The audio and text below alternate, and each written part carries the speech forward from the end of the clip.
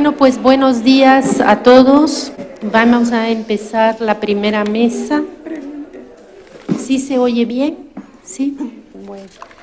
Estamos un poco pues atrasados, pero bueno, no hay que estresarnos por eso.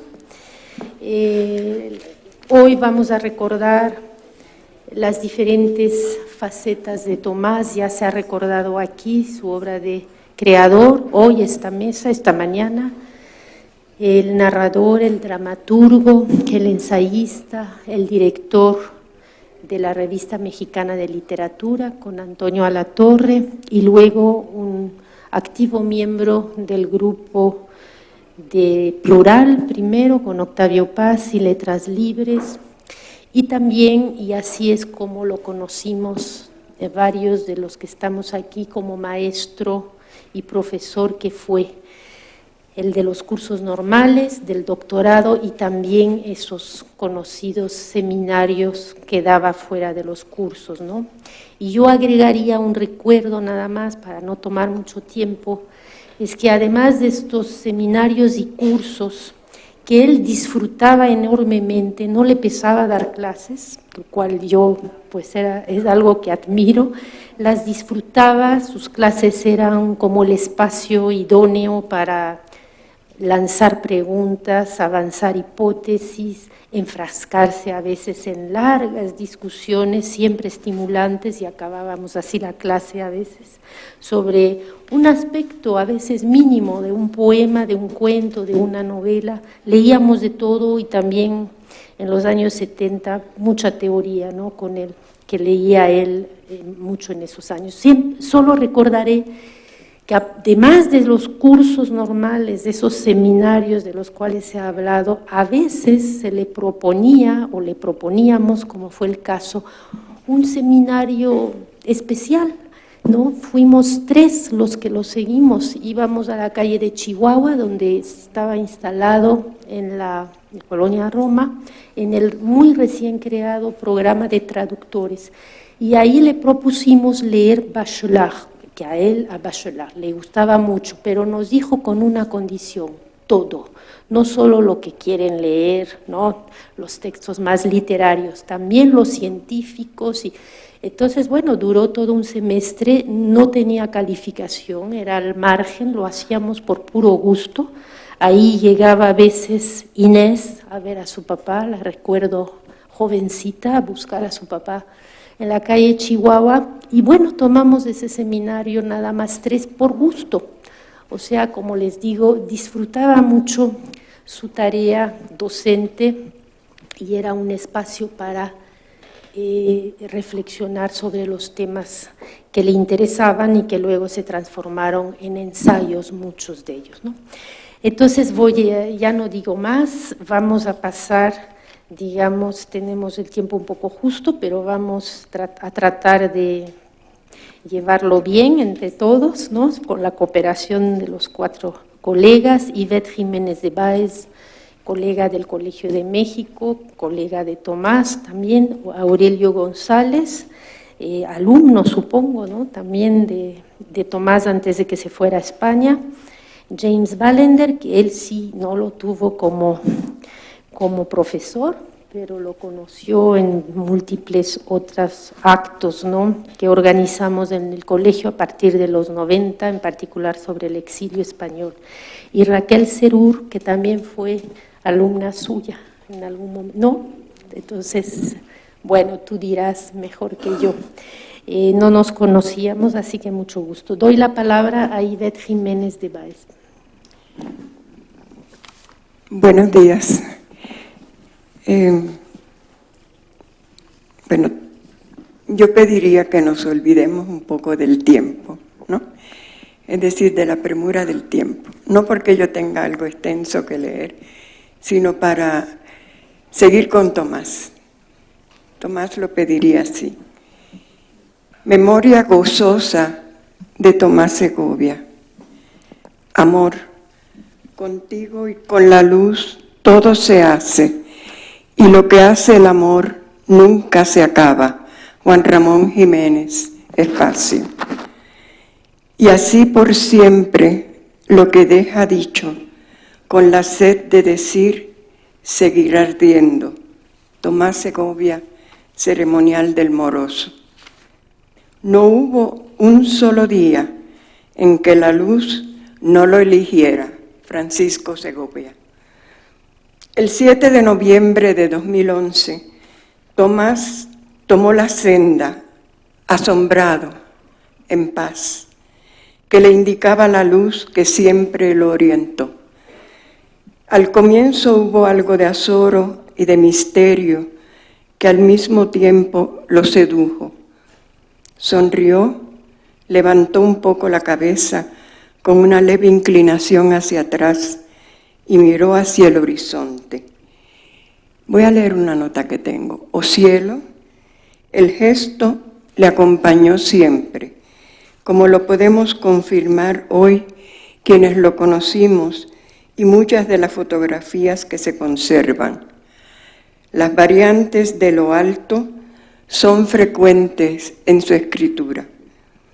En el primer poema de primeros poemas inéditos, a excepción de uno, publicados en México, así lo expresa: a solas, con el cielo, como en dos playas, el mundo viene a morir a los bordes de mis ojos, y quedo con sus tesoros, los ojos por él regados, ya sin sed, a solas. El poema se llama Cielo, a la memoria de su maestro guía, el poeta exiliado Emilio Prados. Tomás recordaba que su primera publicación, sin embargo, no me voy a detener en eso, fue en el exilio. Ahora nos ha contado otras anécdotas, Rafael. Tenemos que seguir juntando ese niño que se fue formando hasta llegar a México.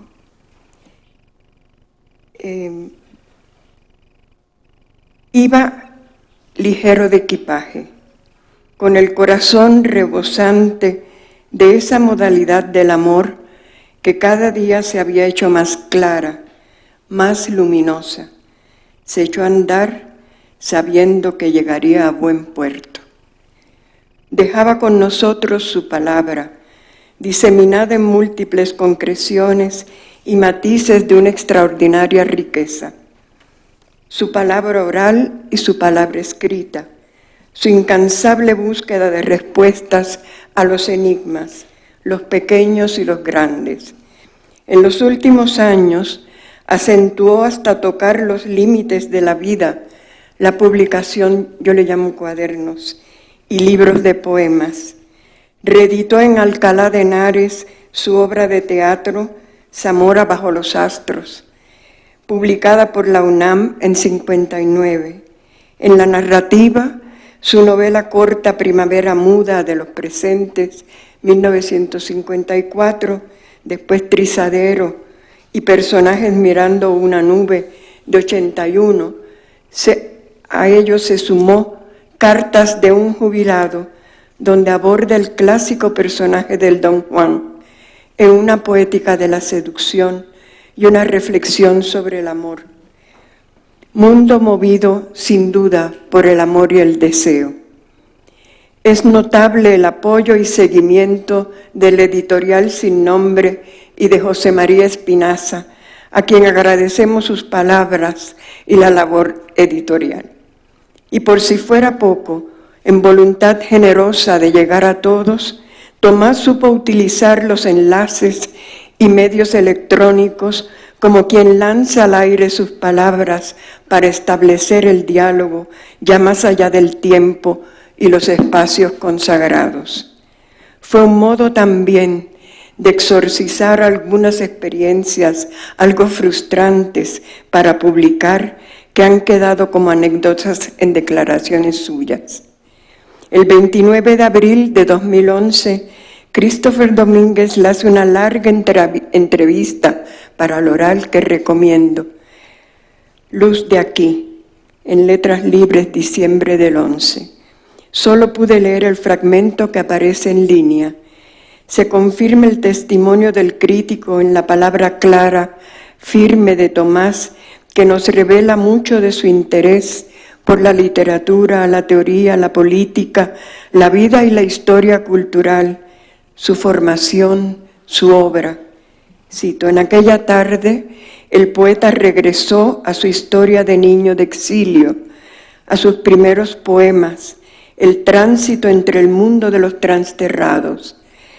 Le chocaba por cursi el uso de esa palabra y la literatura de la que sería su patria paralela, a la Revista Mexicana de Literatura y a la década de esplendor que le siguió y en donde Tomás, junto con Salvador Elizondo, Juan García Ponce, Inés Arredondo y algunos otros, cambiaron la crítica, la jerarquía de nuestras lecturas, el gusto literario desde la universidad y su Casa del Lago, desde los cafés de la zona rosa, pero sobre todo desde la convicción de que había que ser absolutamente modernos. Significativo es también rescatar cómo vivió Tomás su condición, él decía así, de exiliado, porque considero que se relaciona claramente con rasgos de su escritura y de su vida toda. Es un tema que se necesita afinar a partir de la obra misma para aproximarse desde el centro de su interioridad. Baste por ahora un primer esbozo. Llamar mía a la casa que levanto, donde quiera que llego, y no a la que he pagado y conquistado, dice uno de sus poemas. Una disponibilidad libre, ligera, que no ata, que no busca poseer, más bien busca la fuerza de su centro, del espíritu activo por el amor, que funde el mundo interior y se vierte hacia afuera en voluntad dialogante. Es lo que una y otra vez vemos expresado en la palabra, sobre todo poética, de Tomás Segovia, tema sobre el que volveré después. Quien vive así, sustentado por el amor, asume la vida y el quehacer humanos con todas sus contradicciones, impulsado por la fuerza interior y la esperanza. Es fiel. Fidelidad se llama su segundo poemario. También después Fiel Imagen, de 97. Libre de toda sujeción y generoso en el darse por encima de límites marcados desde la fuera de la vida. Esto es determinante en la experiencia del exilio. Antonio Latorre recuerda en el prologuillo a El Brujo de Autlán de 2001, patria no es solo el lugar donde uno nace. Y acude a Cicerón, quien salvó del olvido lo que dijo un poeta anterior a sus tiempos, llamado Pacubio, ubi bene ibi patria, donde nos sentimos bien, donde estamos cumpliendo a gusto la tarea de vivir, allí es la patria. Pienso que en Tomás, como en los mayores, que fueron determinantes en su formación y compartían la experiencia del exilio, Joaquín Xirau, Juan Ramón Jiménez, León Felipe, este último tal vez de manera más indirecta, pero sin duda cerca. La razón cala más hondo. Frente a la inmensidad de la experiencia del exilio, una fuerza interior análoga, incluso superior en intensidad. Con esta idea Tomás se aproxima a la verdad del ser en su devenir, lo cual se revelará en su poesía. Puede pensarse que el exiliado siempre está en otro lugar, nunca más en ninguna parte volverá a sentirse en casa propia, aunque quizá se sienta como en casa en cualquier sitio, dice en Escribir en otro lugar. Coincidente con el epígrafe a esta parte, lo de llamar mía a la casa que levanto. De niño, dice Tomás, para mí aquí era sencilla y puerilmente el lugar en que me encontraba. Quiero decir que un niño se siente siempre en su casa. El niño vive en un tiempo natural, un tiempo de cabo a rabo dado, sin alternativas.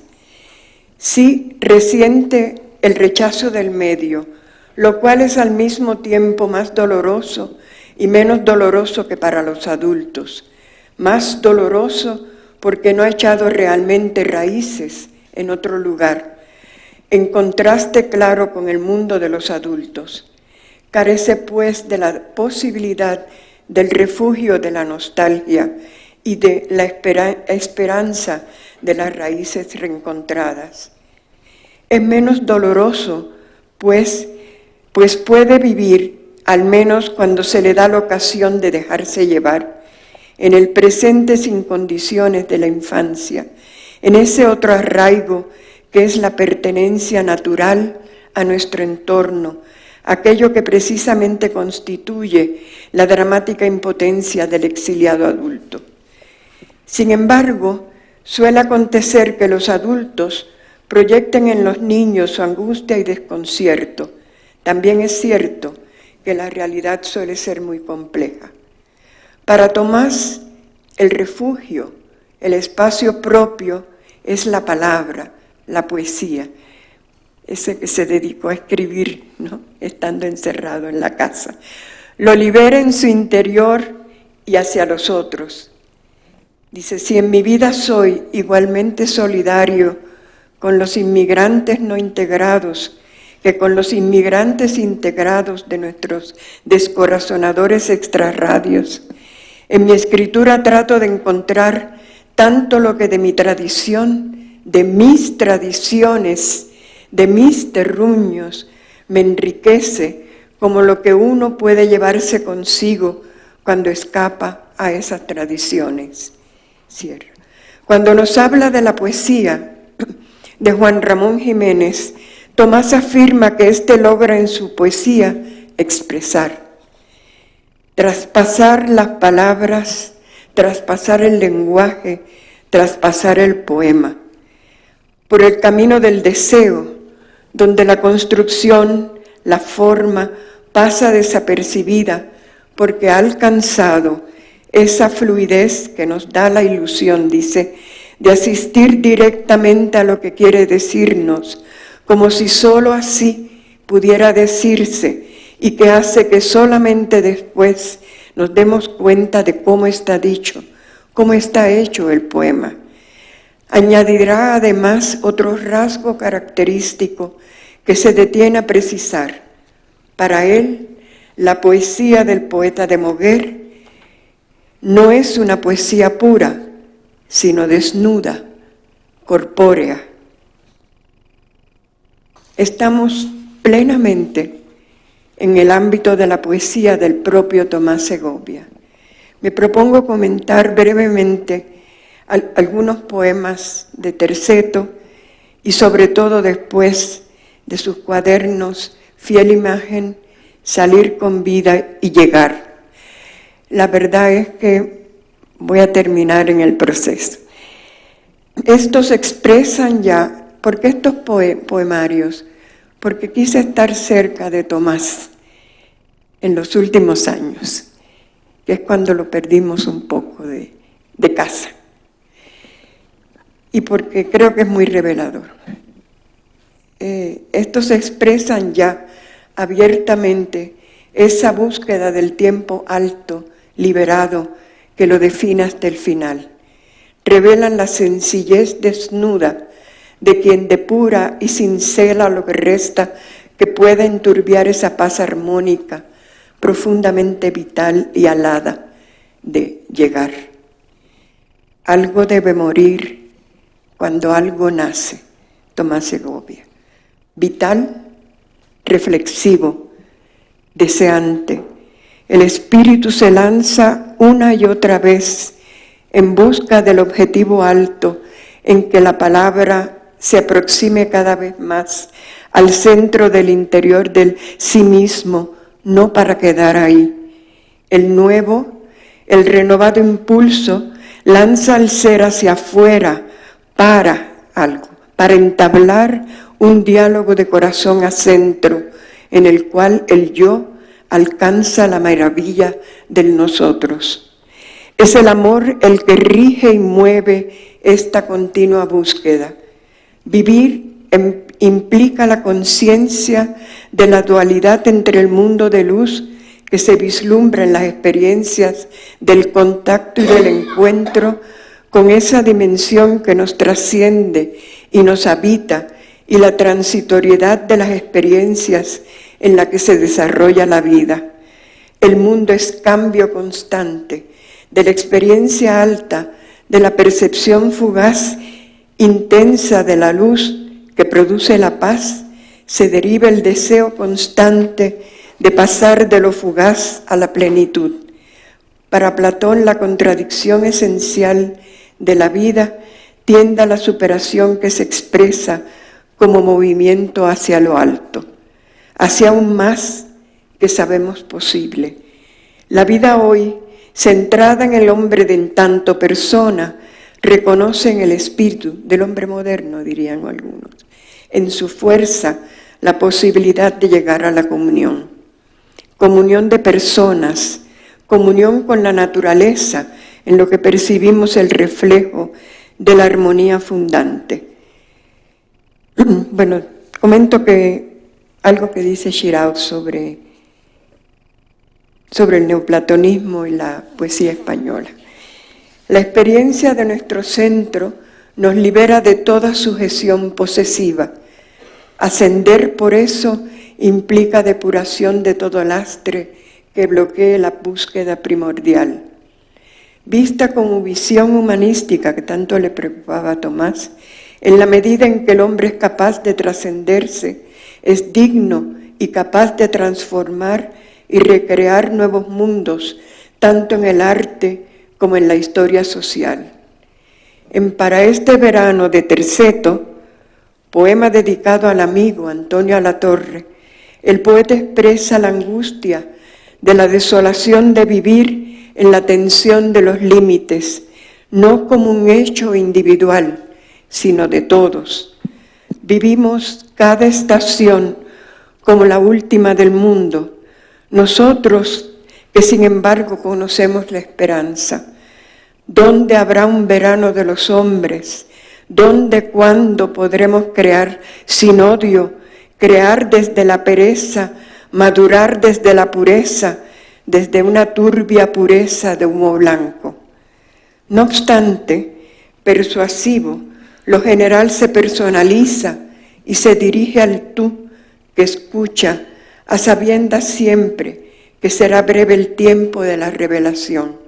Se repite por eso, así sea por un rato. Olvidemos, así sea por un rato. Nuestra obsesión del caos, este cómplice del verano múltiple, durmamos en su hierba, no tengas miedo, zambúllete en su fondo, toca mis dedos, invéntame las manos, como inventa sus flores el estío.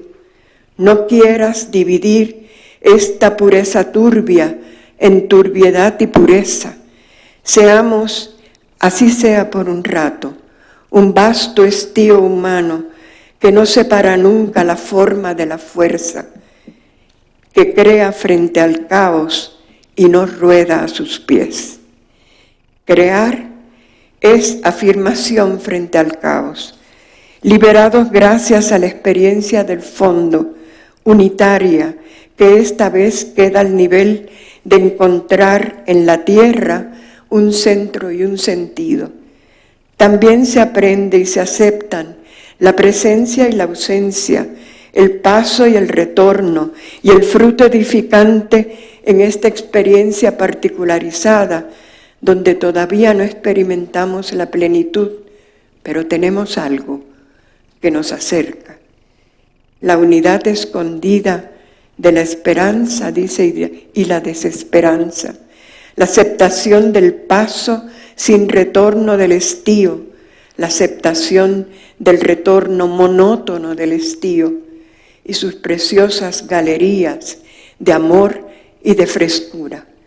Una nueva lección en el aprendizaje en el camino es la exigencia del amor que pide quemar tus naves. Ir ligero de equipaje, línea de accesit que vale tanto para toda aventura interior que podría acercarse a la mística como para lanzarnos a la fuera en voluntad de diálogo y de comunión con el otro, los otros, hace que el deseo, el sueño de libertad se logre, se concrete. Para que tengas toda aventura hay el amor, que te quema las naves. No te queda más vida que la que puedas tú llevar contigo. Mediará imprescindible la opción y el acto libre de quien escoge. En el poema el hombre siembra la semilla de vida y las cenizas de lo que ha dejado atrás, como en Ulises, ¿no? Hacerlo deshace el fantasma del sueño de libertad. Terminas de soñar la libertad. Amor, no deje escape, has de ser libre. Serlo incluye el yo, que lleva el enunciado y al tú a quien se dirige. En palabra y silencio es el tú otro el que rompe la relación. El yo acepta desde el amor, desde su centro activo, el abismo y opta por el silencio de la no palabra. Entre ambos queda solo silencio, distancia. El amor está todo en esta nada que mi abstención defiende, en la distancia que abres entre amor y tú. El abismo de amor es el amor, desde donde hablarías cuando hables si yo hubiese violado tu silencio. Es claro que la posibilidad de compartir la palabra, hablarse, es el impulso natural del interior a la afuera, de la fuerza del amor y del espíritu. Virtualmente las palabras, carne verbal viviente en el silencio, tendrían la fuerza para sofocar la noche que amenaza el amor. Dos que dicen tú y yo, antes de que la noche del amor los borre, mas todo está fundado si al borrarse se hablan. Esta es la fuerza de las palabras, que se desbordan y en el espacio erotizado y tenso de Eros, en que Medusa invierte su función petrificante, infundiendo en las cosas un zumbido carnal, y se conjugan incurables nostalgias, luchas jadeantes que habitan el pensamiento, las palabras calientes como entrañas, se adueñan de los humanos en quienes desatan el eros de la copulación que envuelven la integridad de los hombres. Nunca, antes, hemos hecho este amor de palabras. Nos hemos hecho hasta el amor con palabras. Perdido el orden, es un momento de crisis. La ruptura de los límites amenaza destruir la armonía interna del yo, el centro que lo sostiene, se traiciona a sí mismo, dinamita su suelo alegremente, se ríe de su gloria, se pulveriza la complicidad del yo, el tú, el nosotros, es decir, comúnmente directo, honesto consigo mismo y su centro, proclama la amenaza aniquiladora en anti-yo de Terceto. No soy el que yo digo, soy el que dices tú.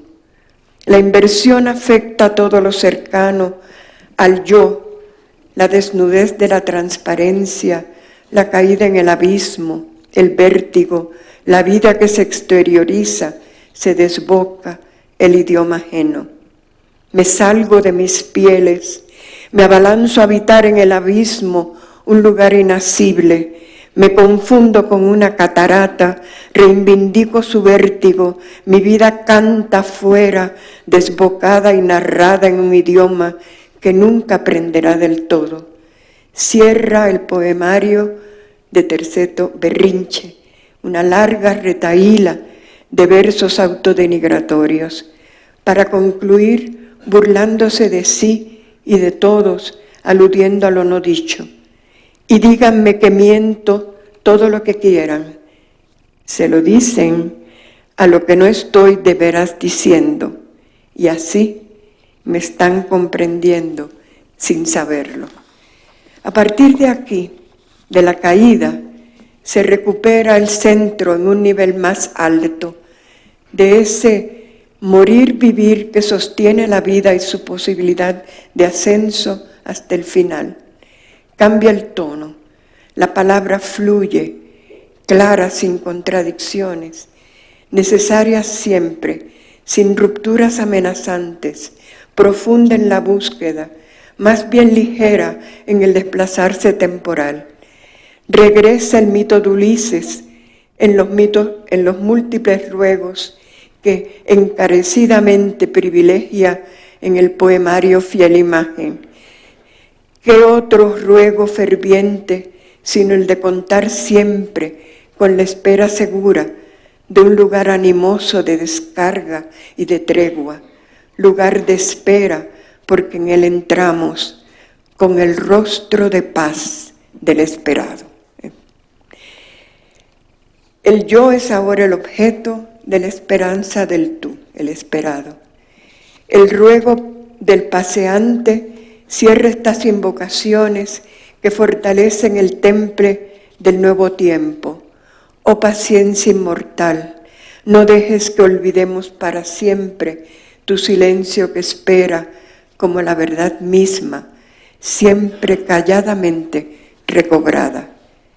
En Sobreviviente se alude a la hora de abismo que le dio nacimiento a la luz, la cual de tan intensa es relámpago humano, que en su pureza virginal amenaza afectar la posibilidad de diálogo entre los hombres ya separados entre sí. Enfrentar así toda la luz cegaría.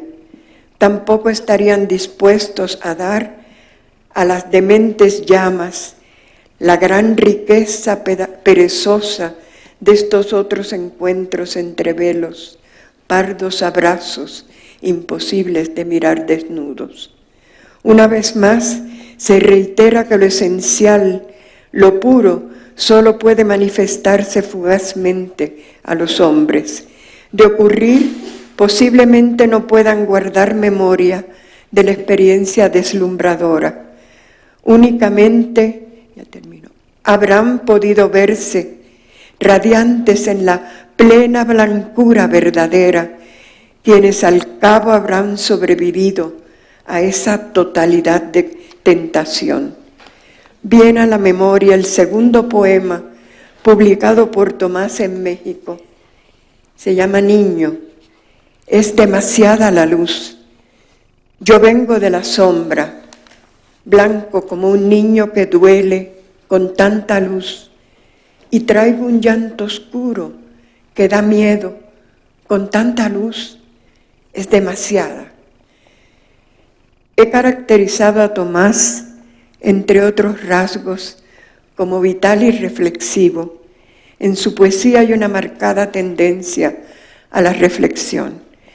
Aún en los poemas, donde la fuerza expresiva se desata, nunca se pierde esa distancia que establece el sujeto poético, que es el que mira y contempla.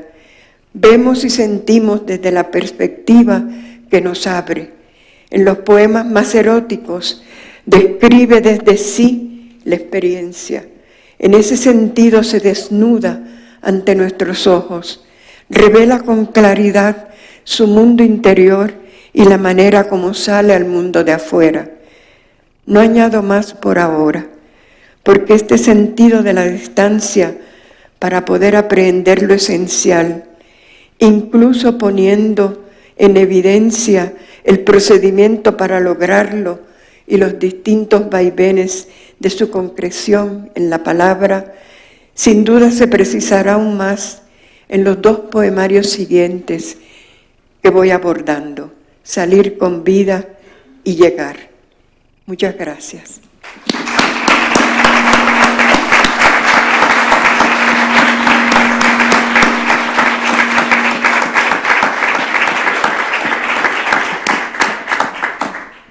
Bueno, muchas Muchas gracias a Ivette por la lectura de la poesía del deseo erótica de Tomás y también del exilio, que está prácticamente en todos los libros, en particular también en el cuaderno del nómada, que me tocó estar en el taller de Martín Pescador en 1978, cuando se presentó esa edición artesanal que hacía, y bueno, así se describe Tomás, como un nómada, ¿no? No le gustaba, ¿no?, la palabra trasterrada, ni tampoco hablar mucho sobre vitalmente la experiencia del exilio, con la cual intenté yo algunas veces, por ser también hija del exilio, pero en Francia, y era muy pudoroso en ese tema. Era la poesía donde podía, digamos, escribir, manifestar, pero no en el terreno vital. Había zonas que no tocaba, tal vez muy dolorosas.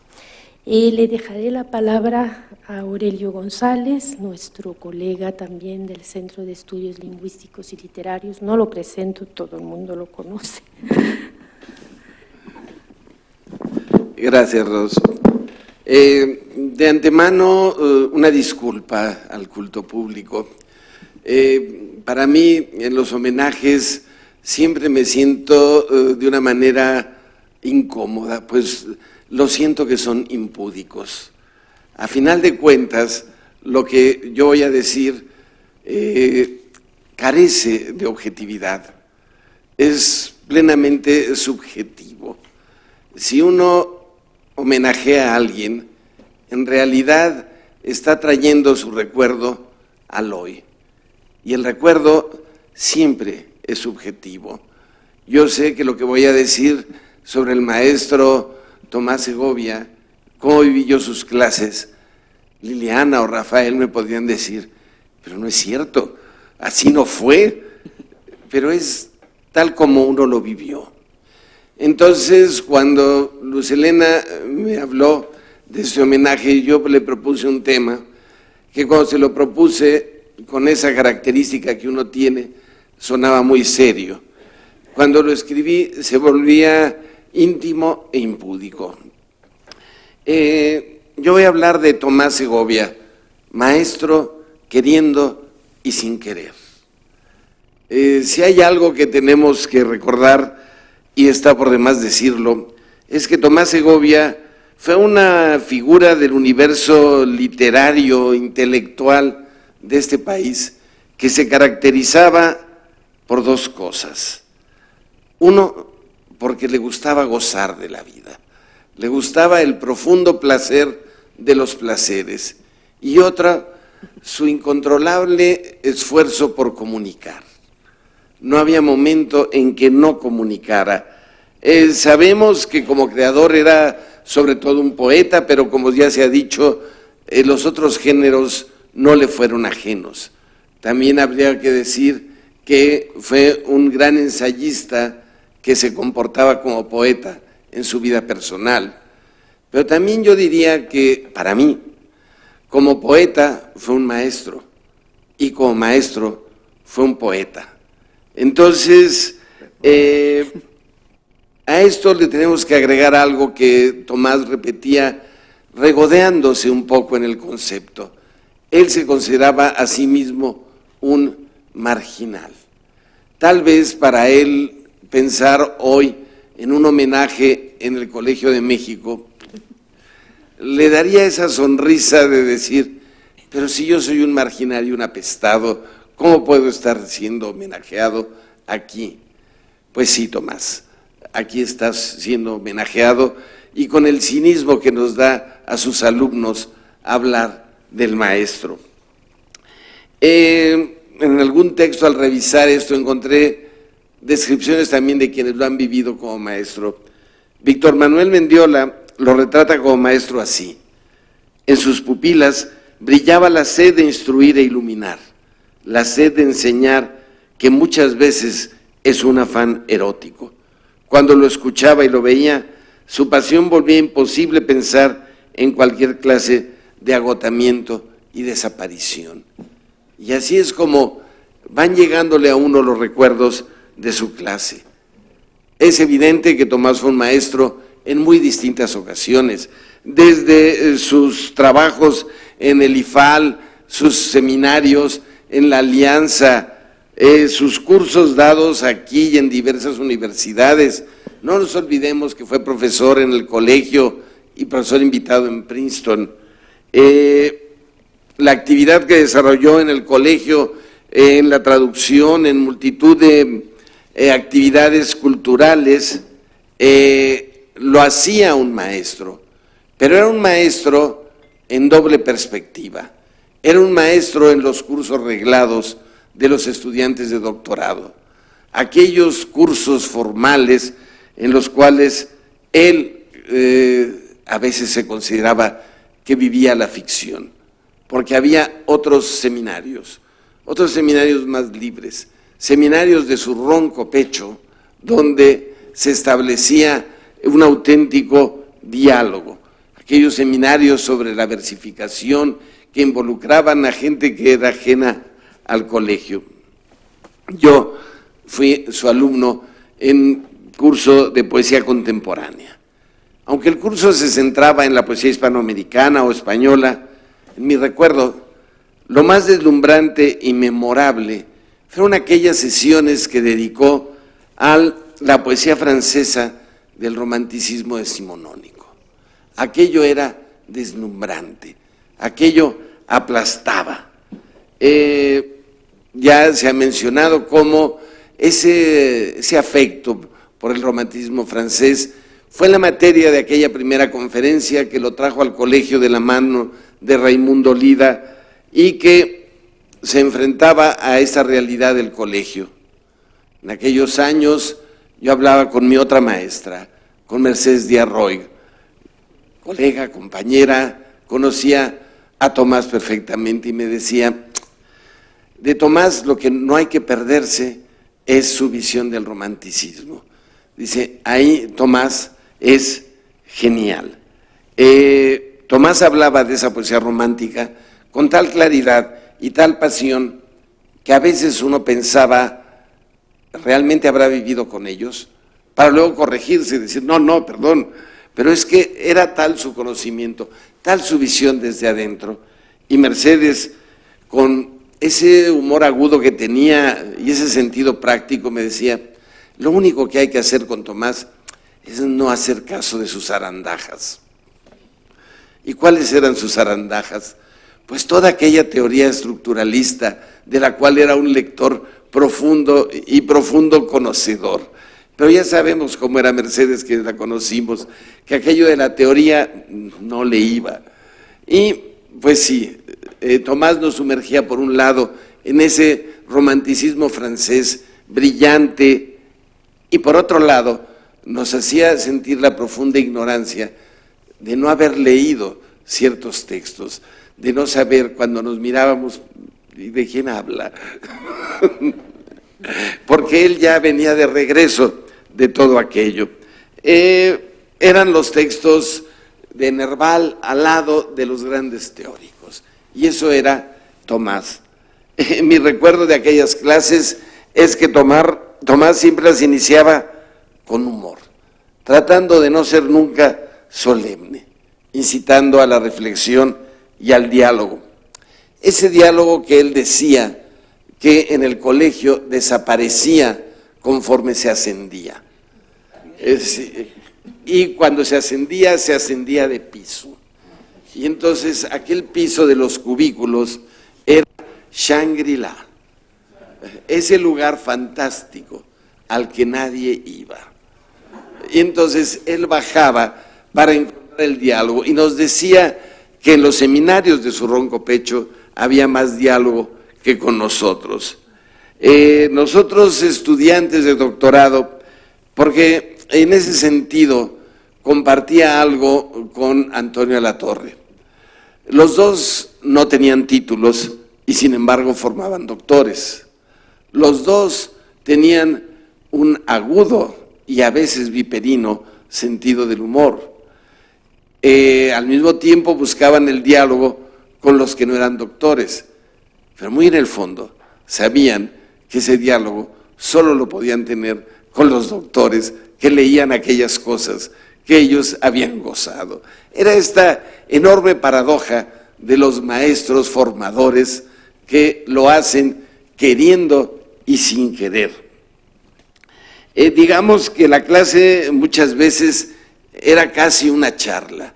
Tomás tenía la habilidad de saltar de un poema a otro, de un poeta, de una referencia, iluminaba con detalles desconocidos poemas abundantemente conocidos. Él era capaz de descubrir auténtica poesía en La princesa está triste.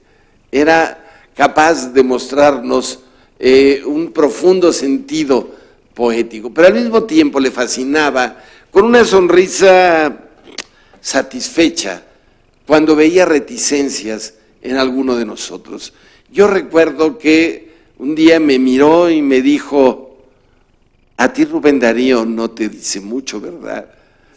Y tuve que confesar que en realidad a mí estos poetas modernistas eran un poco incómodos, no me movía satisfecho con ellos, pero también sonreía con placer cuando me veía entusiasmado por el romancero. Sí, esa poesía, como él decía, ¿cómo podía dedicar tanto esfuerzo a aquella? Pero aún ahí me mostraba valores, recursos. En el fondo nos estaba dando las claves. Tomás, al enseñar, le gustaba mostrar el ábrete sésamo de la poesía. O sea, saber que a final de cuentas la poesía era trabajo formal, un análisis muy profundo de la forma, y que luego era aquella parte incontrolada la que se vertía en ese cauce, y entonces surgía la poesía. Era un placer porque fuéramos un poco irreverentes, aunque se tratara de los grandes poetas del modernismo hispanoamericano. Era mostrar lo que hacía. Y en este sentido, también el mismo Mendiola lo recuerda así: en un monólogo pensado y repensado, Segovia nos hacía entender que un poema dependía de la forma, de las sílabas, de los acentos, de las imágenes en arreglos diversos, pero que aquellas, estos y estas, emanaban de la orilla contraria, de lo que anacrónicamente llamamos todavía contenido. Esta aparente visión relajada que tenía Tomás podría llevarnos a pensar que carecía de método. Y aquí, muy en la línea de Tomás, me vuelvo pirata. Y ser pirata, cuando está presente el dueño de la frase, no puede ser más que levemente incómodo. Hay quien dice que en la obra de Tomás Segovia el método se revela de través o a contracorriente. Es toda tuya, Chema. Eso lo has dicho tú y creo que era muy cierto. Tú lo dijiste a propósito de sus libros que publicamos en la serie roja del Centro, que es un libro sobre exiliados y sobre lingüística, pero que se puede aplicar a sus clases. El método, el rigor, venía a contracorriente de lo que estaba aparentemente diciéndonos. Pero yo creo que la enseñanza de Tomás se plasma no solamente en el salón de clases. Él no fue muy afecto a publicar en lo que llamamos revistas especializadas o revistas académicas.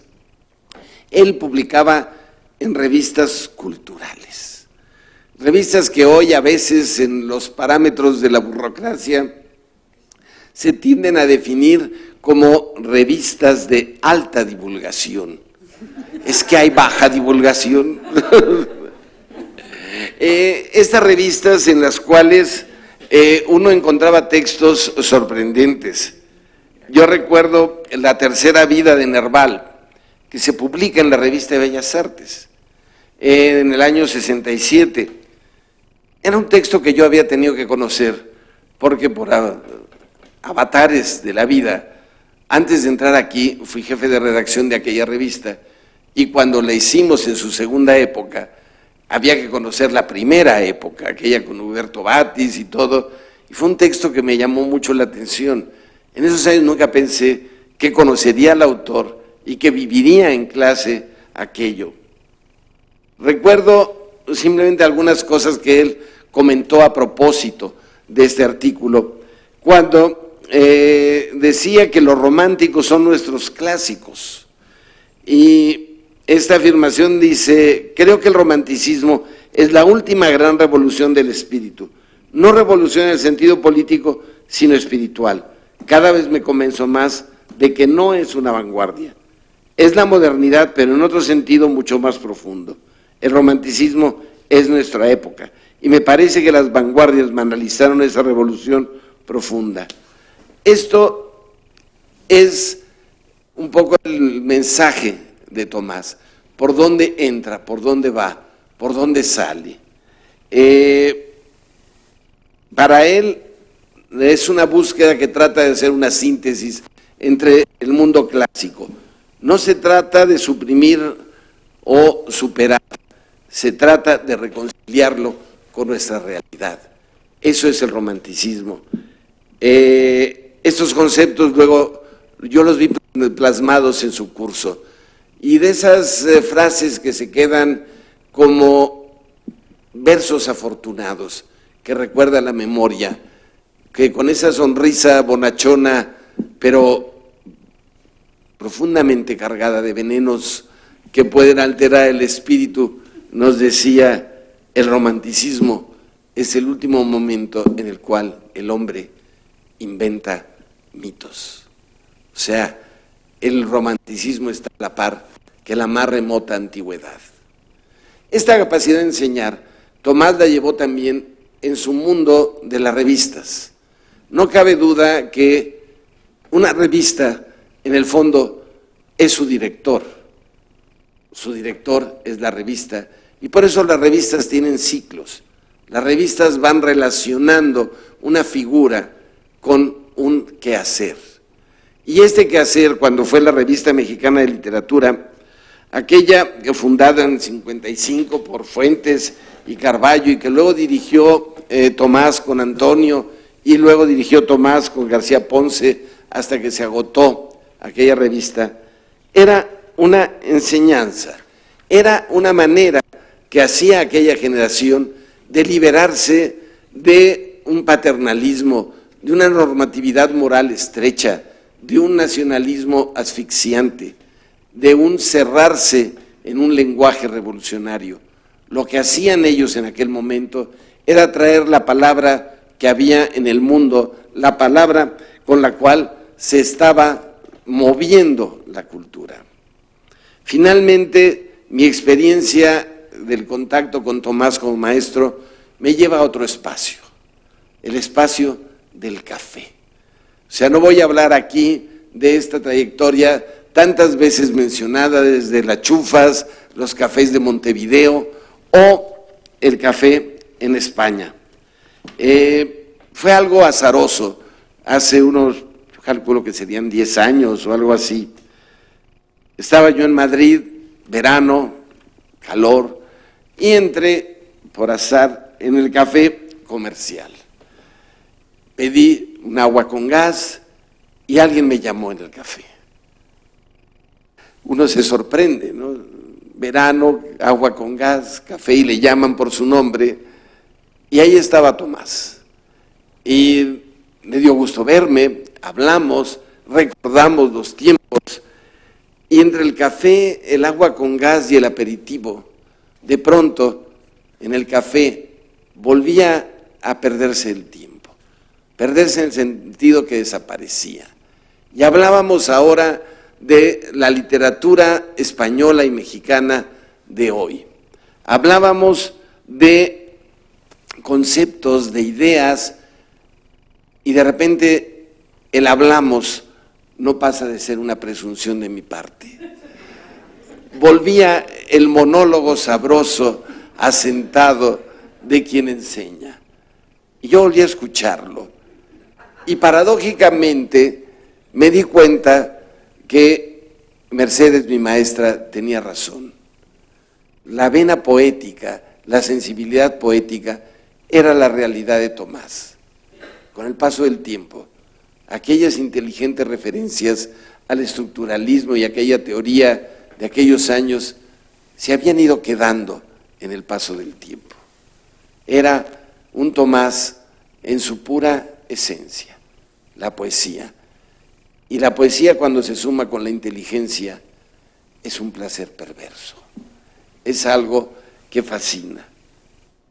Y eso es lo que para mí quedaba en la charla de Tomás, en el café, en el salón de clases, en los ensayos, en su imagen de la revista. A final de cuentas, como él ha dicho en otros lugares, de la literatura, lo único que podemos tener, a final de cuentas, es una atmósfera incapturable. Esa atmósfera incapturable, con paciencia, estaba en él. Y se descubría este método a contramano del que hablaba Chema.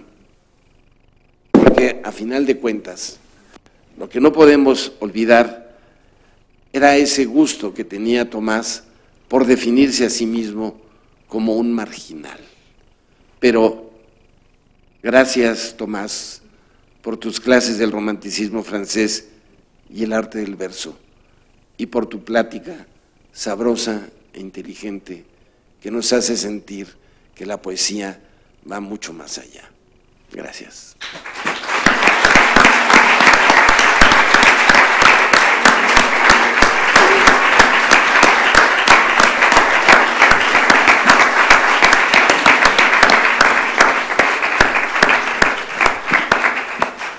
Bueno, muchas gracias a Aurelio por sus recuerdos de alumno, recuerdos muy vividos. Yo solo te diré que además de las revistas culturales, no se amedrentaba Tomás y publicó en la NRFH varias veces artículos muy sesudos. Tengo por ahí unas separatas, así que no me lo invento. Sí, y además aceptó el reto.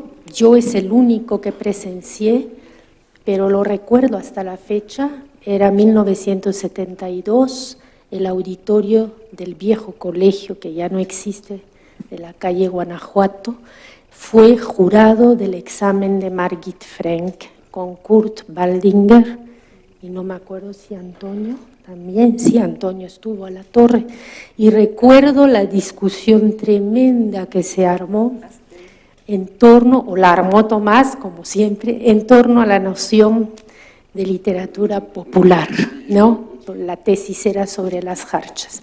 En fin, fue un excelente examen y un excelente jurado. Voy a pasar ahora la palabra, sin más, a James Ballender, profesor investigador del Colegio de México, que todos conocen, investigador sobre la generación del 27 y la literatura del exilio principalmente. James. Muchas gracias, Rose. Aurelio pidió disculpas por presentar algo que temía que fuera excesivamente subjetivo. No sé si lo que escribí es subjetivo o objetivo, o todo lo contrario. La profesora Luz Helena se refirió a mí muy amablemente como un profesor anglo-mexicano. Temo lo que voy a leer sea demasiado inglés. De todos modos, fue escrito, desde luego, con admiración, con agradecimiento y con afecto. Se titula La luz provisional, notas sobre el primer poemario de Tomás Segovia. Propongo centrar mis comentarios en La luz provisional, el primer libro de Tomás, que vio la luz en enero de 1950 y que reunió una selección de los poemas del autor escritos entre el año 46 y 49, es decir, cuando Segovia tenía entre 19 y 22 años. Es una edición hecha a mano, este librito, como muchos otros libros que él iba a hacer a lo largo de su carrera.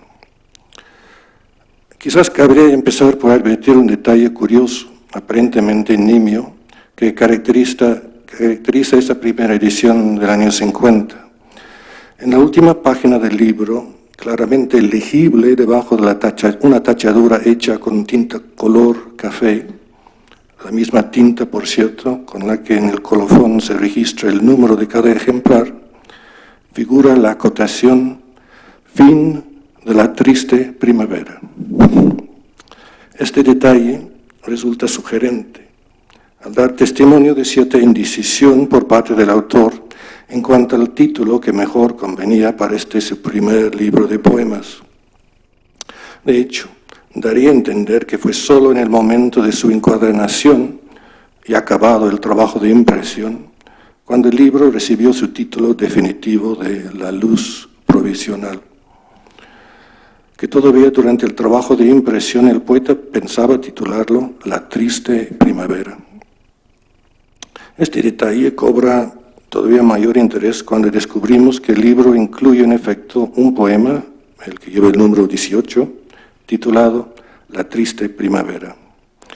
De no haberse cambiado el título del libro en el último momento, este poema 18, por llevar el mismo título que la obra en su conjunto, sin duda hubiera atraído la atención de los lectores de modo especial.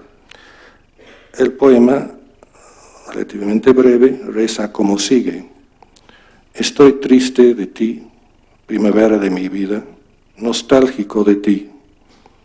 Tengo de ti esta nostalgia de lo que ha de ser un día mi huerto en sazón, la umbrosa plenitud apartada de mi alma.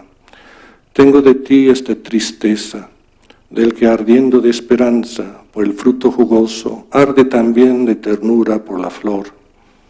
Ay, primavera, divina primavera, contra el purísimo azul de tu horizonte, el viento que mueve tu rama exaltada es un triste viento de melancolía. Un poema sencillo, un léxico sencillo, un poema, en fin, que el poeta no busca deslumbrar al lector con imágenes extravagantes ni arrastrarlo con ritmos ripiosos, sino simplemente fijar el perfil de su propia experiencia en el mundo. Su apuesta es por la autenticidad de lo que tiene que decir, más que por la fuerza avasalladora de una expresividad meramente formal o externa. Y su visión del mundo, la tristeza, esa melancólica intuición de que incluso a los 20 años cualquier tiempo pasado fue mejor, hay que reconocerlo, es uno de los tópicos más recurrentes en los primeros versos de cualquier poeta.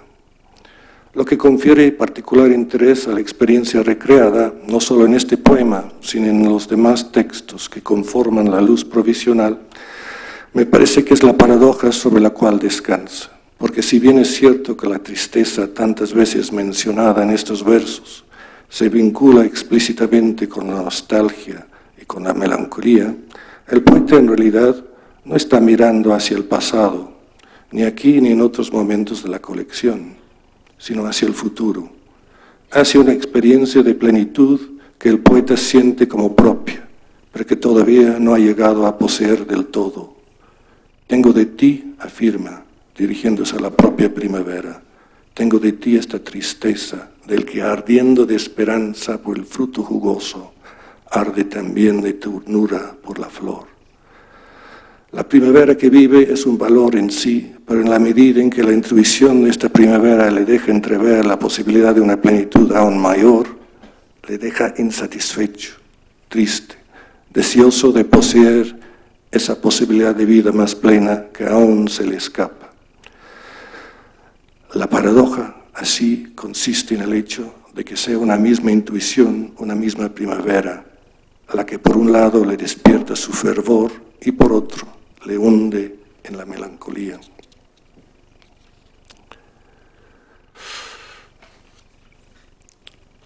Ahora bien, en la formulación de esta visión simbolista del mundo, resulta indudable la deuda muy grande que Segovia ha contraído con el poeta español Juan Ramón Jiménez, por quien, si bien es cierto que en tal o cual momento de La luz provisional se oían ecos de repente de la obra de un modernista hispanoamericano como Rubén Darío, salta a la vista que el mundo de Segovia difícilmente podría estar más alejado de la parafernalia de pálidas princesas, de púberes canéforas y de olímpicos cisnes de nieve que marca la pauta algo quiche de gran parte de la obra del nicaragüense.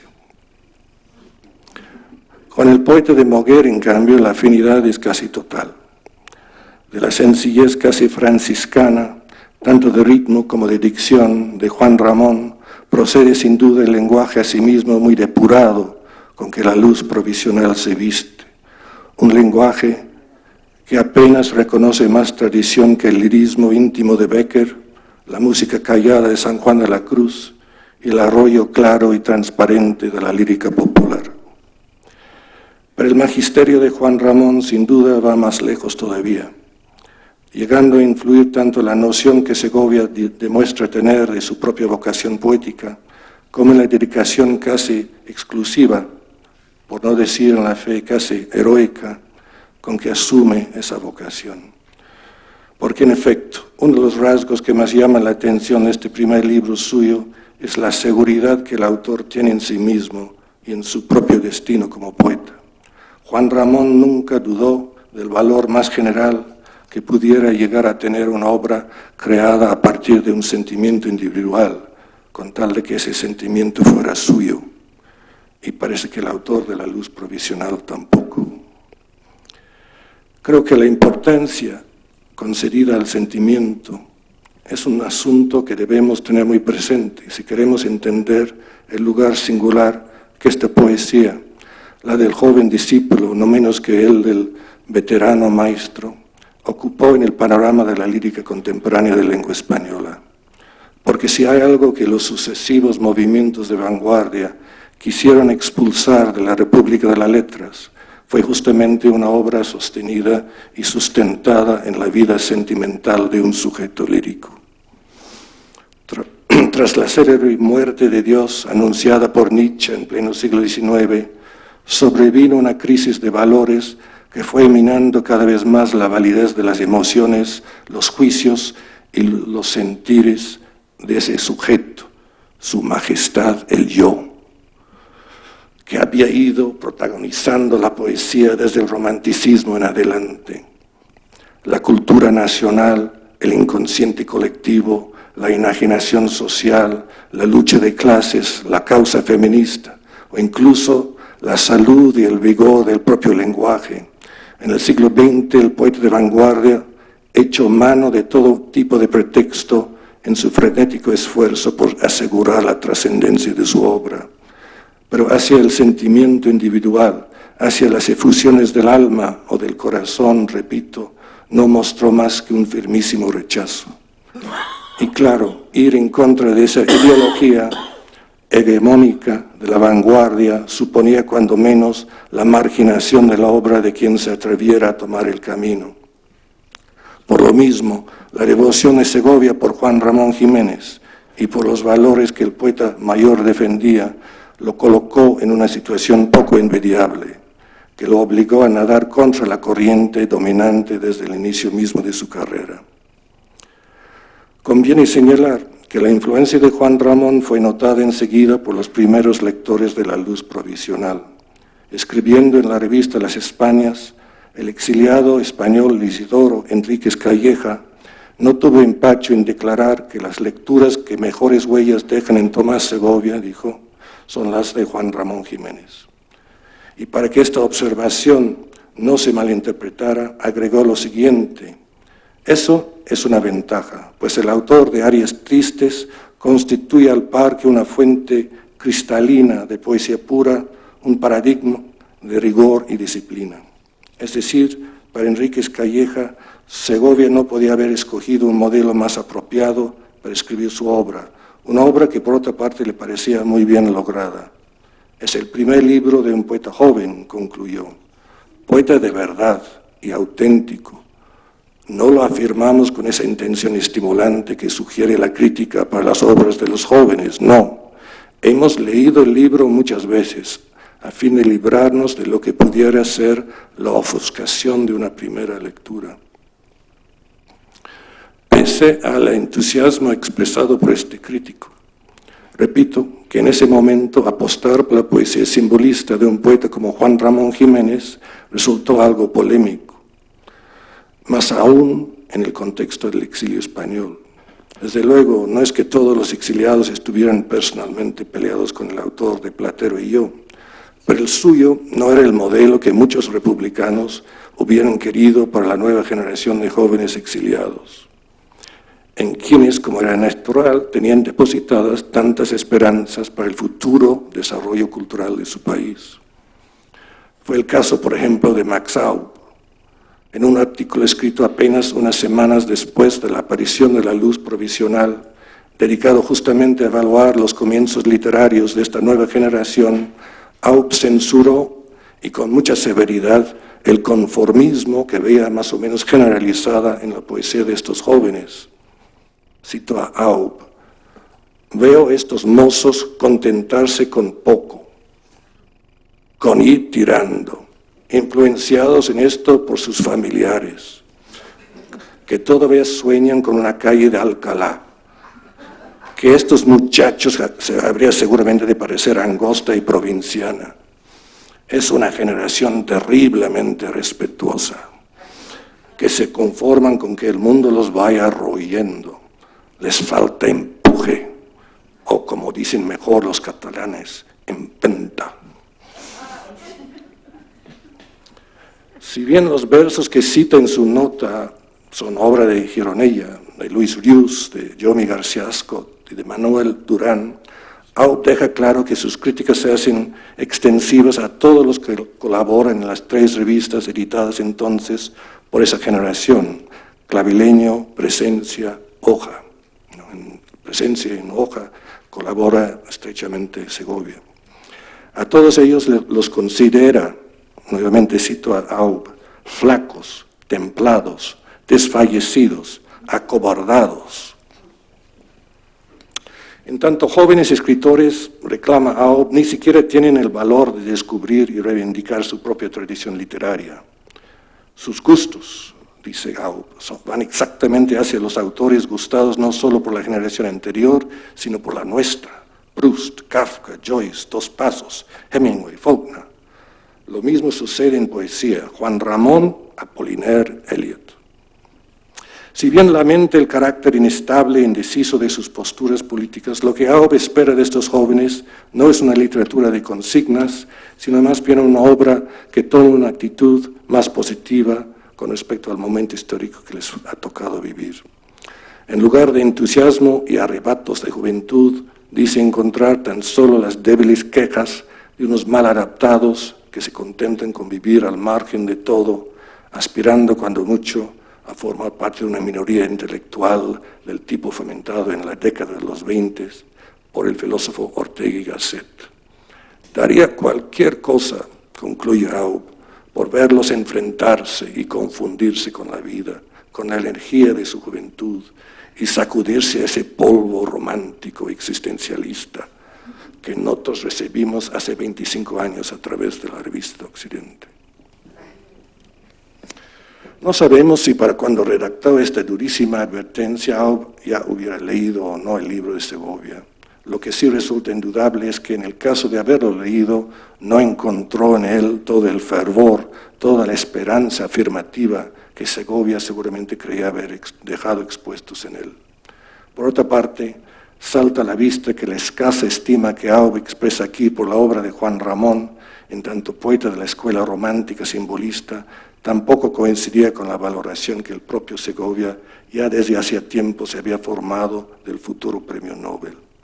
Curiosamente, en una conferencia dictada en 1954, el primero de 5 trabajos que durante los años 50 dedicaría a la obra de Juan Ramón Jiménez, Segovia explicó en detalle, ya que no de las virtudes intrínsecas de libros como Diario de un poeta recién casado o Animal de fondo, sí las razones por las cuales éstas le parecían obras plenamente actuales, obras que por ello mismo le ayudaban a fijar su propia posición ante la poesía, lo mismo que ante la vida. Oponiéndose tajantemente a la reacción que siguió al romanticismo y que a su juicio optó por la abstracción, es decir, por el formalismo de un lado, y por la propaganda y las consignas, es decir, por el compromiso político de otro. En esta conferencia Segovia hizo una exaltada reivindicación de la obra de Juan Ramón, cuyo humanismo estético y moral le parecía un baluarte invaluable desde donde combatir la deshumanización y la enajenación que constituyen la cultura moderna en general.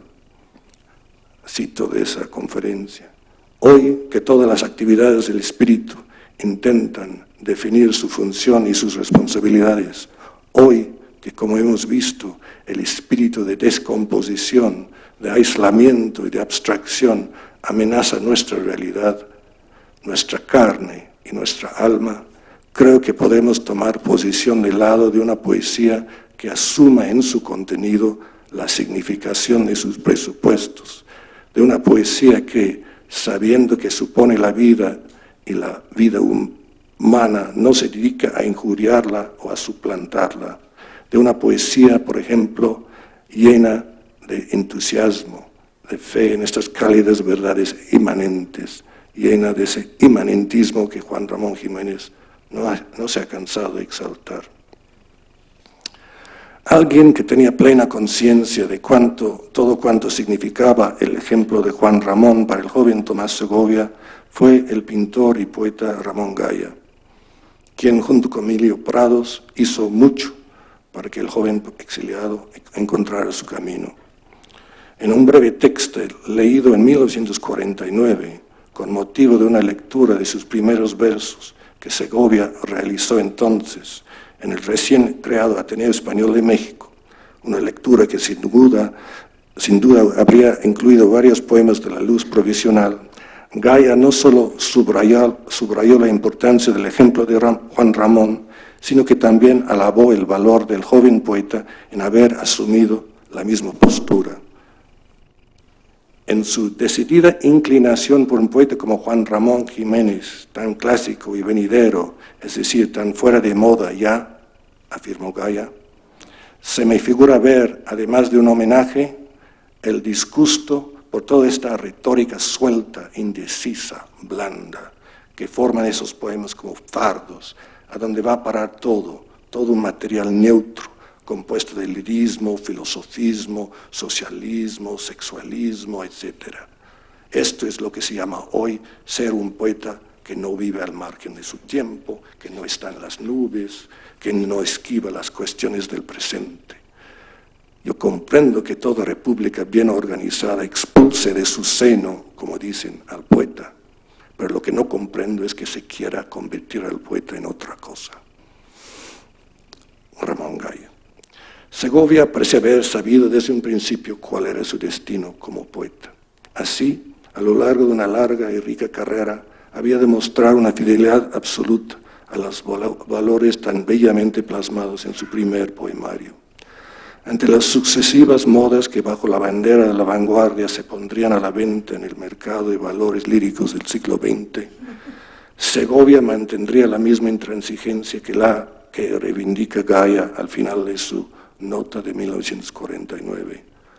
Dice Gaya, un poeta, es decir, un artista, ha sido siempre un ser extemporáneo, difícil, fuera de lugar y tiempo, desentonante. Quemémoslo si eso es absolutamente necesario para la tranquilidad de todos, pero no lo deformemos. El siglo XXI llevo ya más de 10 años de vida. Puede ser que haya llegado el momento de hacer una revisión de la obra de los poetas que los historiadores de lo inmediato han querido elevarnos como valores inamovibles. Puede ser que haya llegado el momento de revisar nuestra apreciación de lo que se ha dado en llamar la vanguardia, de sopesarla en sus distintas reencarnaciones, como también de releer la obra de quienes en diversos momentos nadaron en contra de esa corriente central de la cultura del siglo XX. Ninguna etiqueta, desde luego, es garantía de calidad. Hay autores de vanguardia que, ansiosos por estar siempre al día, por escribir una poesía al estilo de X o de Y, nos han dejado una obra que, exitosa en su momento, hoy en día reviste un interés puramente histórico. Al mismo tiempo, hay poetas de una obra más tradicional que justamente por querer rescatar lo que en la vida humana puede haber de positivo, de armonioso, por querer combatir la angustia y la incomunicación que la vanguardia tanto ha ensalzado, nos brindan una experiencia estética mucho más rica y más provechosa de lo que los críticos y los historiadores hasta ahora han estado dispuestos a reconocer. La poesía de Segovia, como la de Juan Ramón, no es una poesía que desconozca el horror de la vida moderna, pero sí es una poesía que pugna por restaurar la armonía que el hombre moderno parece empeñado en destruir. Segovia tiene plena conciencia de los graves problemas que amenazan la sociedad, pero en tanto poeta se niega a convertir su poesía en mero testimonio o reflejo de tal o cual coyuntura. Todo momento es provisional. La tarea del poeta, como hemos visto en este primer libro suyo, consiste en trabajar a favor de una luz más definitiva. Pero repito, no hay nada escapista en ese esfuerzo de construcción o creación estética.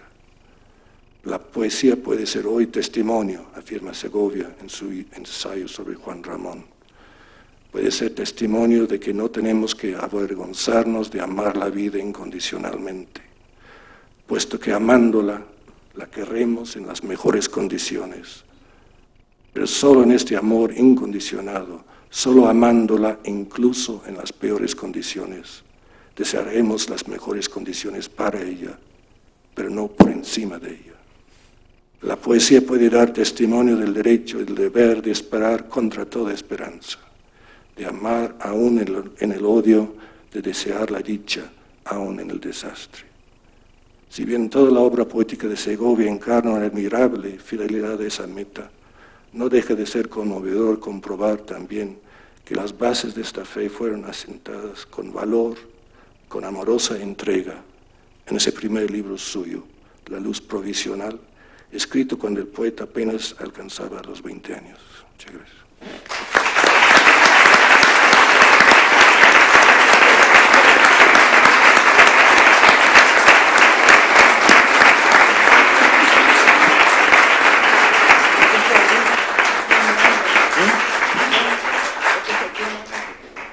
Bueno, muchas gracias a James Ballender por la lectura de ese primer poemario de Tomás.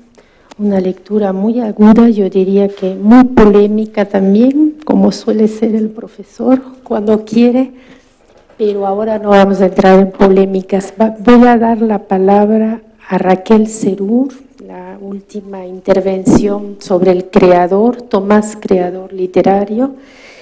La presento porque pues, no es colega del colegio, es escritora y profesora titular de la Facultad de Filosofía y Letras de la UNAM. Ha estudiado en Inglaterra, en la Universidad de East Anglia, en una maestría, y es autora, ha trabajado la obra de Virginia Woolf y numerosos ensayos en los que aborda el estudio de autores como Saúl Bellow, Adolfo Bioy Casares, Jorge Luis Borges, Salvador Elizondo, Juan García Ponce, etc., ¿no? Es también cuentista, escritora. Le doy la palabra. Gracias, Rose. Cuando me preguntaste si era alumna de Tomás Segovia, dije que no, y en realidad nunca tuve el privilegio de ser alumna de Tomás, pero de Tomás siempre se aprendían muchísimas cosas a lo largo de la vida. Sí tuve el privilegio de su amistad y podría hablar muchísimas cosas de ello, pero como soy muy chillona, prefiero no hacerlo. Más bien me aboco a hablar de lo que la doctora Luz Helena me pidió, que es sobre la novela de Tomás Segovia, Cartas de un jubilado, y aprovecho para agradecerle a Luz Helena no solo que haya organizado este homenaje que me parece súper merecido, sino también por sus palabras que me conmovieron muchísimo. Quisiera dedicar estas palabras a la familia de Tomás porque una de las cosas que se ha reiterado aquí es que Tomás fue un hombre sumamente amoroso, no solamente amaba la vida, amaba a sus amigos y amaba muchísimo a su familia. Entonces dedico estas palabras a Pancho, a Inés, a Ana, a Rafa y también a sus nietas Cristina y Mariana, y por supuesto a María Luisa Capella. Empiezo a manera de epígrafe, parafraseando el poema de Tomás que citó James Ballender: estoy triste de ti, verano de 2012, porque Tomás está y no está con nosotros. Cartas de un jubilado o cómo repensar el mito de Don Juan. El recurso a la novela epistolar fue muy frecuentado por los escritores de los siglos XVIII y XIX. Muchas de las novelas de mayor éxito se escribieron por ellos teniendo en cuenta que el género les ofrecía una ventaja especial: la posibilidad de acudir a la ficción y a un tiempo dar la impresión al lector de estar presenciando una realidad inmediata, esa que queda plasmada en toda carta. En el género epistolar, el lector, al igual que el receptor de la carta, cree tener acceso directo a lo que el personaje en cuestión siente y piensa sin que perciba la interferencia del autor de la novela. El lector se convierte así en una especie de voyeur privilegiado para quien todo un mundo de riqueza emocional, vital y social se abre al quedar plasmado en el conjunto de las cartas. Todos hemos leído con placer al menos una novela epistolar. En nuestro medio, Pamela de Samuel Richardson o Las relaciones peligrosas de Chordelos de Laclos son quizá las más conocidas. Con esta última nos involucramos como lectores a tal punto en la intensidad de la relación entre los personajes que la marquesa de Merteuil y el vizconde de Valmont terminan siendo parte de nuestra educación sentimental, como lo sería un pariente o un amigo admirado. Tomás Segovia, en pleno siglo XXI, decide retomar el género epistolar para la escritura de Cartas de un jubilado, novela que publicó José María Espinaza impecablemente y novela de la que me ocupo esta mañana. Cuando la leí por primera vez, pensé, es una apuesta un tanto arriesgada, cuando empecé a ver que era una novela epistolar. Sin embargo, me adelanto un poco, Tomás Segovia sale airoso y voy a intentar explicar por qué. En Cartas de un jubilado, Tomás Segovia nos propone un juego muy interesante de entrada. Los personajes principales, habitantes del siglo XXI como cualquiera de nosotros, son, al mismo tiempo, personajes atemporales en tanto que son personajes míticos. Se trata nada menos que de Don Juan y Doña Elvira. En términos formales, Segovia crea el suspense de la novela al omitir de la correspondencia las respuestas de Doña Elvira. Es decir, el lector solo va a conocer las cartas de Don Juan y va a tener alguna idea de lo escrito por Doña Elvira a partir de lo que Don Juan le responde a ella. En definitiva, nos enfrentamos a una novela epistolar escrita por un personaje de ficción a otro personaje de ficción, Don Juan, que escribe a Doña Elvira. Pero al mismo tiempo, estos personajes de ficción parecieran tener una doble sustancia al ser también partícipes del mundo y de las cosas que nos rodean a nosotros como lectores. Es decir, también son Juan y Elvira, dos personas mayores que fueron amantes en su juventud. Aquí entramos a otra dimensión interesante de la novela. A mí, sinceramente, me parece fascinante la idea de un Don Juan jubilado de su donjuanismo, es decir, un seductor jubilado es en principio un contrasentido. Y sin embargo, Tomás Segovia logra que no lo sea al proponer una nueva dimensión del mito en esta novela. En un primer acercamiento a Cartas de un jubilado, resultaría casi imposible pensar que un escritor pudiera ofrecer una nueva versión del mito de Don Juan en pleno siglo XXI, donde ni la escritura de cartas en la época del Twitter, ni el Don Juan en la época de la gimnasia amorosa, parecieran tener cabida en una sociedad en donde la escritura de cartas ha entrado en desuso y el amor se ha abaratado y se ha vuelto objeto de consumo. Sin embargo, a pesar de todas estas dificultades, Segovia logra dar una vuelta de tuerca más al mito de Don Juan y ofrece a sus lectores una nueva versión del mito con cartas de un jubilado. Tratemos de explicar esta idea haciendo un poco de historia. Uno de los personajes literarios más visitados en la modernidad es sin duda el Don Juan.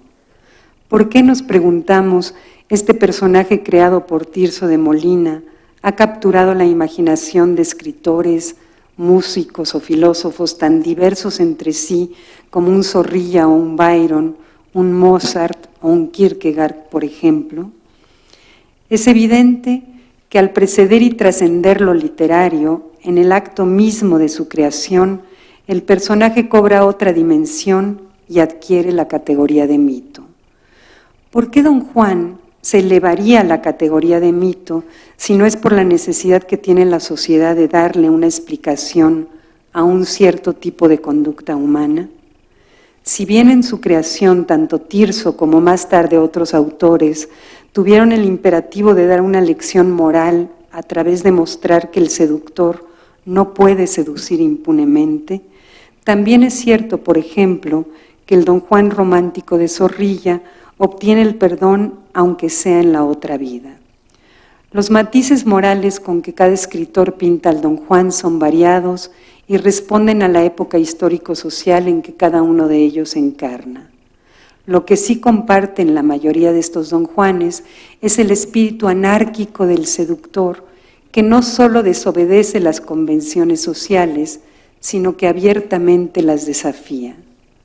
Además, no contento con esto, Don Juan lleva su rebeldía al límite de cuestionar la existencia del mismo Dios. Es justamente esto lo que se castiga en la obra de Tirso. La última escena es muy impactante, en tanto que vemos cómo todo ese despliegue de fogosa vitalidad y seducción terminan por hacer caer a nuestro personaje y consumirse en las brasas del infierno. Seguramente la intención moralizante de Tirso era mostrar eso justamente, cómo el seductor de mujeres no dejará este mundo sin recibir el peor de los castigos, el de la eternidad en las llamas del infierno. Obviamente, la lección moral de Tirso para el espectador católico era clara. El temor al infierno podría ser quizá el único freno poderoso para que aquel hombre que sintiera el impulso irrefrenable de la seducción se contuviera al pensar que el castigo divino no se dejaría esperar y que éste no sería pasajero sino eterno. Independientemente de lo dicho, el hecho es que pasan los siglos y el personaje sigue teniendo vigencia y fascina no solo a las mujeres a quienes seduce, sino también a los espectadores o lectores que se acercan a alguna de las versiones que encarna el mito de Don Juan. Seduce por lo abierto de su conducta y por la pasión que pone en ella, por su frescura e irreverencia, por su gallardía y por el magnetismo de su masculinidad. En suma, por un don innato, el de la seducción. Ahora, si bien reconocemos que el mito de Don Juan ha atrapado la imaginación de los escritores a lo largo de los siglos, también es cierto que en el siglo XX y en lo que va del XXI, pocos se han atrevido a vérselas con ese mito singular. Pareciera que Leopoldo Alas Clarín, con su novela La Regenta, retome el mito para mostrar por qué éste ya no tiene cabida en el mundo occidental. Al hacer una radiografía moral de la sociedad burguesa española de fines del XIX, el Don Juan, en la pluma de Clarín, termina por ser un Don Juan empequeñecido y pequeño burgués, un coleccionista de mujeres más que un Don Juan verdadero. Por lo anterior, es posible pensar que por la naturaleza propia del mundo moderno, el Don Juan ya no puede ser otra cosa que un remedo. Retomar el mito para trabajarlo literariamente en lengua española nos pareció, como dije hace un momento, una aventura arriesgada y difícil, por decirlo menos. Tomás Segovia entra a la aventura y sale más que airoso de ella.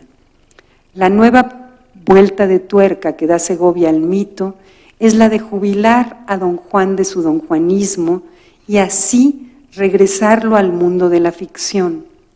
La beta irónico-crítica de Tomás Segovia apunta a mostrar que la única aventura posible en el mundo moderno, en el mundo de las desilusiones de la modernidad, es la aventura intelectual, y que de esta manera la aventura erótico-teológica propia de Don Juan solo puede existir como una suerte de retorno a su matriz original, la seducción en y por la palabra escrita. Por eso, las cartas, que se presentan como un recurso literario intermedio entre la realidad y la ficción, son el medio idóneo para consumar esta aventura. De esto da fe el final de la carta 4, donde Juan le dice a Elvira: lo que te estoy proponiendo, como ves, es que compartas conmigo otra clase de aventura, que a lo mejor resulta más apasionante y vertiginosa que cualquier otra. En Cartas de un jubilado, el lector sabe de entrada que no se va a enfrentar con el conquistador joven, con un futuro por recorrer, sino que se va a encontrar con un conquistador con un pasado recorrido. Un Don Juan que acude a la complicidad de doña Elvira para reflexionar sobre él en un doble sentido, en el del tiempo humano, como un seductor en el más amplio sentido del término, y en el histórico, como mito a lo largo del tiempo. Para deleite del lector, en el tiempo humano, Tomás Segovia nos hace reparar en ciertos rasgos del seductor que podrían parecer banales o incluso pedestres, pero que tienden a confirmar que lo que le importa a Don Juan es el hecho de la seducción, y que seducir es algo que tiene que ver con lo más preciado a lo que puede aspirar el ser humano, la libertad. A Tomás Segovia le queda claro que la búsqueda de Don Juan se contrapone siempre a la domesticidad del amor burgués. Sugiere así, y en la sugerencia está implícita la crítica, que el amor doméstico burgués vive del sacrificio de ese otro tipo de amor, del amor como aventura, en donde lo que se pone en riesgo es la totalidad del ser de los amantes. En la carta 41, Don Juan se da el lujo de reflexionar sobre ese otro seductor que es Casanova para contraponerlo al marido burgués.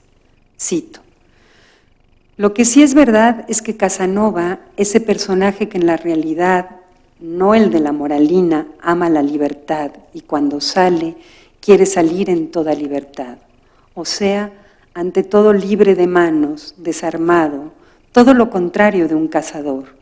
Su libertad es ante todo la libertad de caer en todas las trampas y de no defenderse de ningún dardo y ningún anzuelo.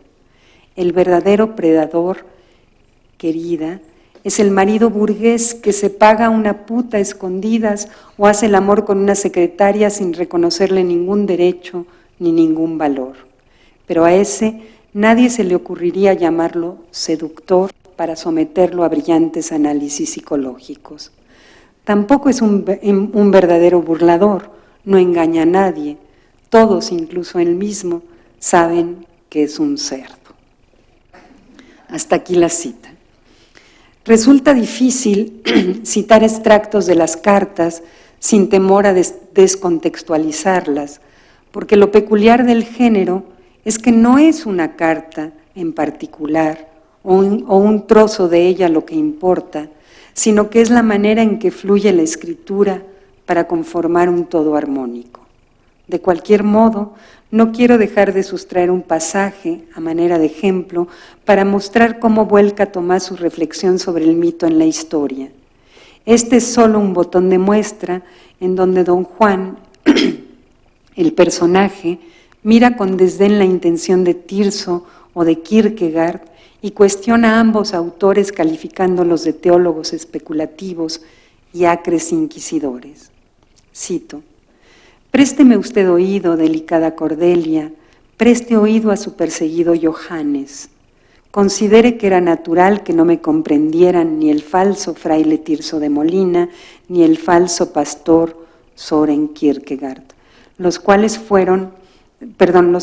a fuer de especulativos teólogos y acres inquisidores empedernidos, desde el comienzo no querían conocerme sino condenarme, siquiera fuese el precio de torcer y disfrazar mi figura.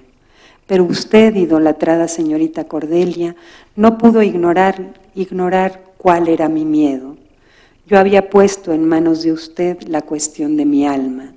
Era su amor el que yo había aceptado que me diera un alma, y sin él nunca pudiera elevarme a la condición humana verdadera». Hasta aquí la cita. El mito más importante de la historia del erotismo occidental es sin duda el mito de Don Juan. Tomás Segovia, seductor osado, decidió incursionar en una nueva refundición del mito para regalarnos Cartas de un jubilado, su primera novela, que reviso con gusto esta mañana por el enorme disfruto que me proporcionó descubrirla y dejarme seducir por ella carta a carta. Gracias.